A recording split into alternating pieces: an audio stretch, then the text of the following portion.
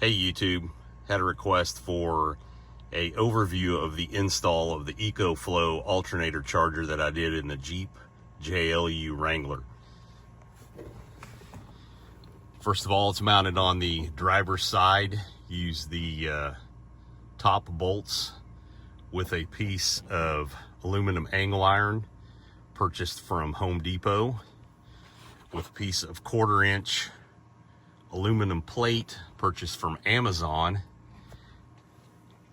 And since the cable's so big, I chose to run from the back to the front of the Jeep, because you have this big ferrite core here.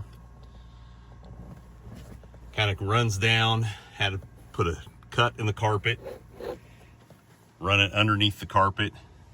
You can see that I have it running with the cable that's in the Jeep already running through the wire way that's at the door sill.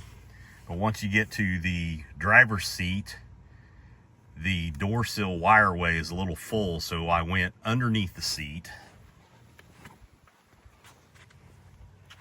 ran in the floorboard underneath the floor mat, underneath the carpet, of course, and then of course come up through, don't know if you can see it, through the firewall, through the plug that is right below the master cylinder. Out that plug, run along the firewall. You can see the cable right here. Comes across the firewall, over to the battery, and have the fuse installed right here. And of course the ground comes over and ties to the grounds over here. Start the Jeep up.